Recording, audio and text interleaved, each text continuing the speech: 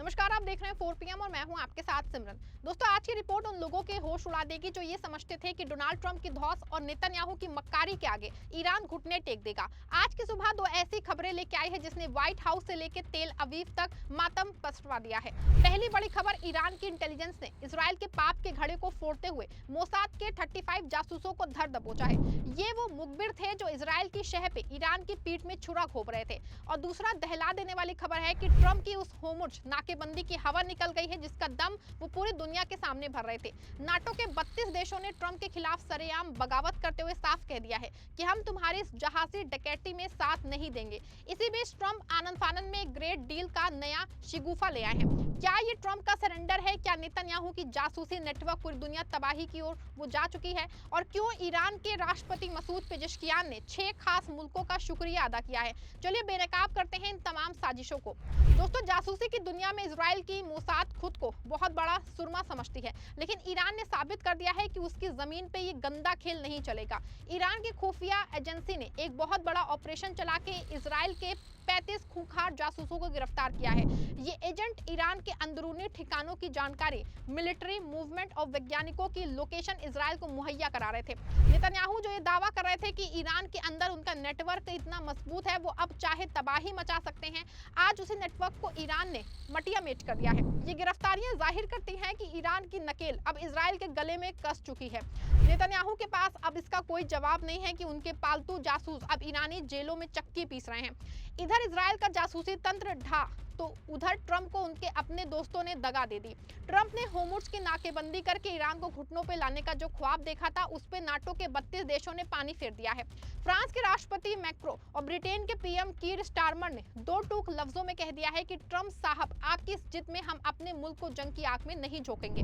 NATO का दोस्तों ये इनकार ट्रंप के लिए किसी जोरदार तमाचे से कम नहीं है। दोस्तों, आज सत्ता की आंखों में आंखें डाल के पत्रकारिता करना मुश्किल हो गया है। हमारे 4 पीएम नेशनल यूट्यूब और फेसबुक चैनल को, जिसे आपका प्यार और विश्वास हमेशा से मिलता रहा है, उसे बंद करके सरकार ने ये साबित कर दिया है कि वो आपके सवालों से कितना डरती है। मुश्किल दौर है, लेकिन हम ना रुके थे और ना ही रुकेंगे। हम सच के लिए हमेशा लड़ते रहेंगे। ऐसे में 4 पीएम यूपी को ज्यादा से ज्यादा ज्वाइन करें और स्वतंत्र पत्रकारिता को जिंदा रखने के लिए जितना हो सके उतना हमारा आर्थिक सहयोग करें। आपके सहयोग से ये जंग हम जीत के रहेंगे। जो ट्रंप समझते थे कि वो अपनी उंगलियों पे दुनिया को नचाएंगे, आज वो अंतर्राष्ट्रीय मंच पे बिल्कुल तन्हा खड़े हैं। 32 मुल्कों का ये फैसला बताता है कि अब दुनिया ट्रंप की दादागिरी और नेतन्याहू की जहनी बीमारी का बोझ उठाने को तैयार नहीं है। दरअसल 2 हफ्ते के सीज फायर के बाद अफगानिस्तान में अमेरिका और ईरान के बीच बैठक हुई थी।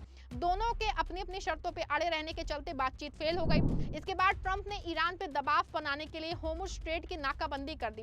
इस नाकाबंदी में साथ देने के लिए ट्रंप ने अन्य देशों का समर्थन मांगा था। काफी दबाव के बाद भी अन्य देशों ने ट्रंप के मिशन में शामिल होने से इनकार कर दिया। अब नाटो ने भी ट्रंप को झटका देते हुए नाकाबंदी में शामिल होने से मना कर दिया है। रॉयटर्स के मुताबिक नाटो सहयोगी देशों ने अमेरिकी राष्ट्रपति डोनाल्ड ट्रंप के ईरानी बंदरगाहों की नाकाबंदी वाले प्लान में शामिल होने से इनकार कर दिया है। उनका कहना है कि वो लड़ाई खत्म होने के बाद ही कोई कदम उठाएंगे। इससे पहले डोनाल्ड ट्रंप ने social media platform truth social पे पोस्ट करके दावा किया था कि दूसरे देश भी जल्दी होर्मुज़ नाकाबंदी में शामिल होंगे। इसके बावजूद ब्रिटेन और फ्रांस सहित नाटो के सदस्यों ने इसमें शामिल होने में रुचि नहीं दिखाई है, बल्कि वो होर्मुज़ को फिर से खोलने के प्रयासों पर ध्यान केंद्रित कर रहे हैं, जिसको लेकर के वैश्विक तेल शिपमेंट का लगभग 5वां हिस्सा गुजरता है। ब्रिटिश प्रधानमंत्री कीर स्टारमर ने एक साक्षात्कार में कहा कि भारी दबाव के बावजूद ब्रिटेन नाकाबंदी का समर्थन नहीं करेगा और युद्ध में उलझने से बचने के अपने निर्णय पर जोर दिया। इसके अलावा फ्रांसीसी राष्ट्रपति इमैनुअल मैक्रों ने होर्मुज़ से यातायात बहाल करने के लिए एक बहुराष्ट्रीय मिशन स्थापित करते हुए ब्रिटेन और अन्य देशों के साथ एक सम्मेलन आयोजित करने की योजना बनाई है। स्टारमर ने यह भी कहा कि इस पहल का उद्देश्य तेल और गैस टैंकरों के सुरक्षित आवागमन के लिए नियमित स्थापित करता है। ऐसे में अब हर तरफ से रास्ते बंद होने लगे हैं तो ट्रंप ने अपना पुराना पैंतरा शुरू कर दिया है। ट्रंप ने अब अचानक से एक ग्रैंड डील का ऐलान कर दिया है। ट्रंप का दावा है कि ईरान के साथ न्यूक्लियर डील पे एक बड़ा समझौता हो गया है और जंग बस कुछ घंटों में खत्म हो सकती है। राष्ट्रपति डोनाल्ड ट्रंप ने संकेत दिए हैं दोस्तों कि ईरान के साथ जारी भीषण युद्ध अब अपने अंतिम चरण में है और अगले कुछ घंटों में एक ऐतिहासिक समझौता हो सकता है। दावा किया जा रहा है कि ईरान अमेरिका कल यानी कि 16 अप्रैल को एक बार फिर से पाकिस्तान में बातचीत की मेज पे लौट रहे हैं और इस दौरान कुछ बड़ा ऐलान हो सकता है। फॉक्स बिजनेस को दिए गए इंटरव्यू में ट्रंप ने दावा किया क्योंकि सैन्य कार्रवाई ने ईरान की कमर तोड़ दी है और अब तेहरान बहुत बुरी तरह समझौता करना चाहता है।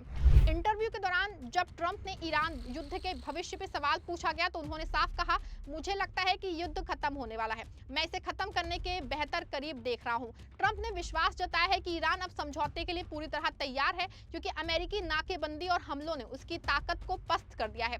ट्रंप ने एक बेहद चौंकाने वाला दावा करते हुए कहा कि उनके हमलों ने ईरान के परमाणु ठिकानों को इतना नुकसान पहुंचाया है कि अब ईरान को परमाणु हथियार बनाने की स्थिति में दोबारा पहुंचने में कम से कम 20 साल लगेंगे। ट्रंप ने कहा कि अगर मैं अभी पीछे हट जाऊं तब भी उन्हें उस देश को दोबारा खड़ा करने में 20 साल लगेंगे। हमने उन्हें न्यूक्लियर वेपन हासिल करने से पूरी तरह रोक दिया है।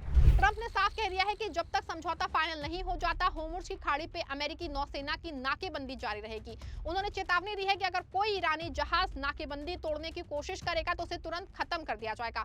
इसी भारी दबाव के बीच ईरान अब समझौते के लिए उत्सुक दिख रहा है। हालांकि ईरान की ओर से जो खबरें आई हैं उसमें ईरान ने ये बात पूरी तरह साफ कर दी है कि किसी दबाव में कोई फैसला नहीं लिया जाएगा, बल्कि अगर जरूरत पड़ी तो होर्मुज़ में भी अमेरिका को तगड़ा जवाब दिया जाएगा। ऐसे में साफ है कि ट्रंप भले ही इंटरव्यू और सोशल मीडिया पे अपने मुंह मियां मिट्ठू बन रहे हों, लेकिन सच्चाई है कि समझौते की मेज पे वो ईरान को पूरा सम्मान देने को मजबूर होंगे। और अगर ऐसा नहीं होता है तो ये बात भी पूरी तरह तय है कि इस बार संग्राम बहुत भीषण होगा। लेकिन जरा गौर कीजिए, ये वही ट्रंप हैं जो कुछ दिन पहले ईरान को स्टोन एज में भेजने की बात कर रहे थे, धमकियां दे रहे थे, लेकिन हकीकत है कि बिना नाटो के समर्थन के और ग्लोबल इकोनॉमी के डूबते जहाज को लेकर के ट्रंप को अब अपनी कुर्सी खिसकती नजर आ रही है। वो समझौते का नाम लेके असल में अपनी हार को छिपाने की कोशिश कर रहे हैं। वो चाहते हैं कैसे भी उनके इजराइल और अमेरिका की साख बच जाए, क्योंकि वो जानते हैं कि अगर जंग लंबी खिंची तो तेल की कीमतें अमेरिका की बर्बादी का सबक बनेंगे। इस पूरे संकट के बीच ईरान के राष्ट्रपति मसूद पेजेश्कियान ने एक निहायत ही संजीदा और सुलझा हुआ स्टैंड लिया है। उन्होंने 6 खास मुल्कों का शुक्रिया अदा किया है। उन्होंने ट्रंप की दादागिरी के आगे झुकने से इनकार कर दिया है। इसमें रूस और चीन के साथ साथ उन मुल्कों के नाम भी शामिल हैं जिन्होंने होर्मुज़ में शांति की वकालत की है। पेजेश्कियान ने साफ कह दिया है कि ईरान जंग नहीं चाहता, लेकिन अगर उसे छेड़ा गया तो वो इजराइल के लिए कब्रिस्तान बना देगा। उन्होंने ये भी साबित कर दिया है कि ईरान का कूटनीतिक कद आज ट्रंप से कहीं बड़ा हो गया है। पेजेश्कियान की ये खामोश जीत बताती है हक और सच की जंग में अब ईरान के साथ पूरी दुनिया खड़ी हो रही है। साफ है दोस्तों कि आज का दिन ईरान जंग के बाद भले ही बड़े नुकसान में है, लेकिन एक मजबूत राष्ट्र बनके उभरा है जिसकी हिम्मत और कारनामों की पूरी दुनिया दाद दे रही है। बता दें आपको, मोसाद के जासूस धरे रह गए, ट्रंप की नाकेबंदी नाकाम हुई और नाटो ने अमेरिका का साथ छोड़ दिया है। ट्रंप और नेतन्याहू ने जो आग लगाई थी आज उसी की लपटें उनके अपने घर तक पहुंच रही हैं।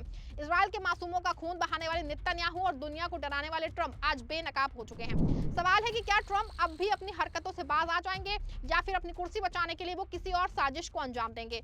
आप क्या सोचते हैं? आपकी क्या राय है? क्या ईरान ने वाकई अमेरिका को उसकी औकात दिखा दी है? आप इस पे जो भी सोचते हैं अपनी राय कमेंट में जरूर दीजिए। वीडियो को लाइक और शेयर करिएगा।